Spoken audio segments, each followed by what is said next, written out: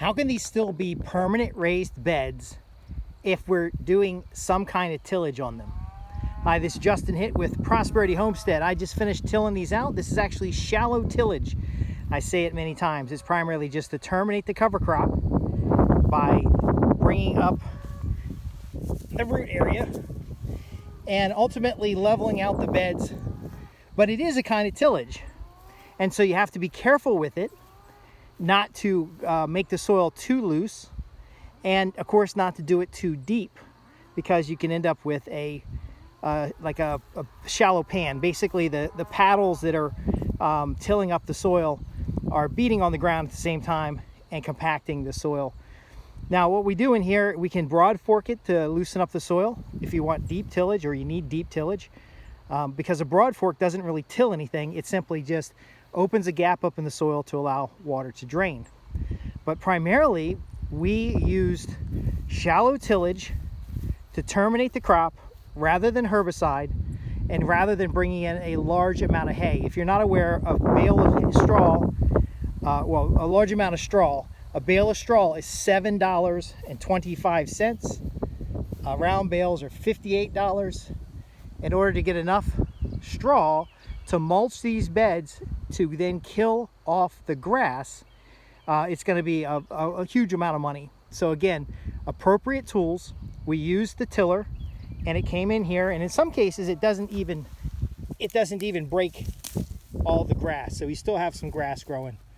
But for the majority of the cases, we're only disturbing the first inch or two of soil, and we're primarily just ripping out the roots to terminate that cover crop so that we can get our new crops in place. Now, what about the grass on these vegetated strips?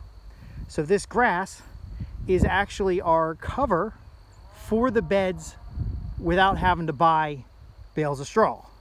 So last year we did buy straw, and sometimes we might end up with some straw, we might end up something that's been soiled, but ultimately our biomass is crop residue, and we're using this grass on the edges.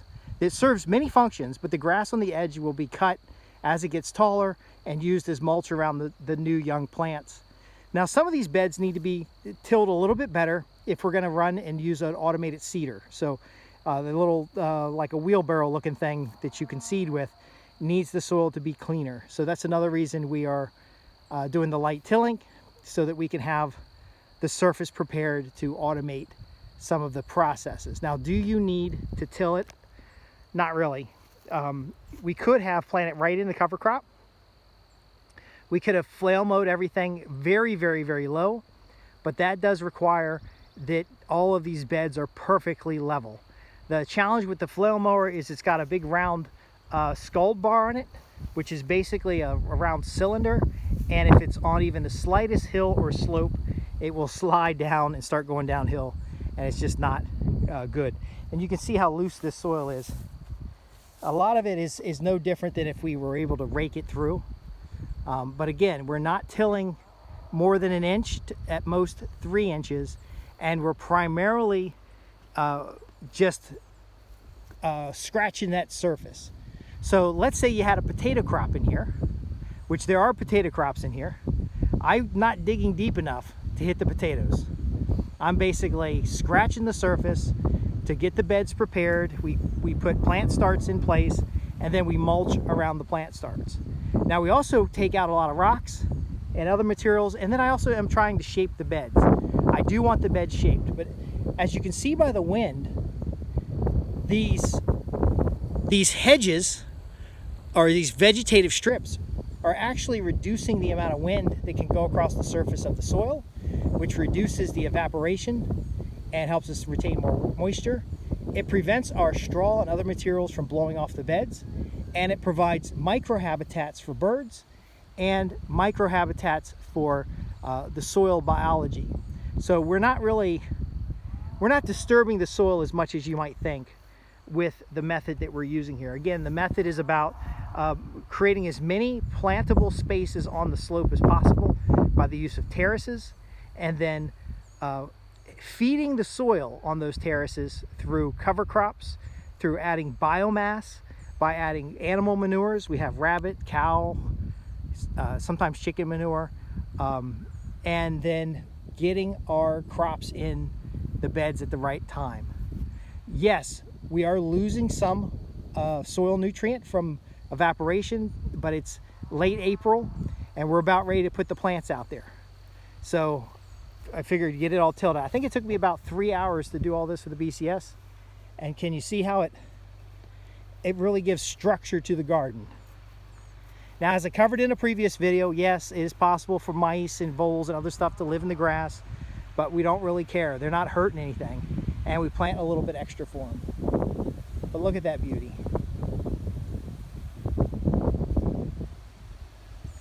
We could have a heavy rain, we could have a major storm, and we wouldn't lose any soil or nutrients off of this land. We can get our plants in place and then mulch around them on the day they're planted without having to buy any straw or any materials. In fact, there's a lot of hairy vetch, alfalfa, clover, and other nitrogen fixing plants in these strips, and nitrogen is water soluble. So when we get a little bit of rain, if we do have any soakage, it'll get picked up in the roots, trapped in biomass, or flow down to the next bed itself. Can you see how this is a powerful system? If you've got 1 acre or more and you want to put in a garden, whether it's a community garden at your church, at your civic organization, no matter where you want to do this, contact us at www.prosperityhomestead.org. Ask your questions on the contact page, and then get out here and see this demonstration. You'll see the practical implementation of permaculture methods so that we get maximum value out of the land while building an ecology of value. You know, there's bees, there's beneficial insects, there's different types of pollinating flowers, there's habitat, and so much more. Be sure to click the link below to ask your questions. Thanks for watching. I'm Justin Hitt with Prosperity Homestead.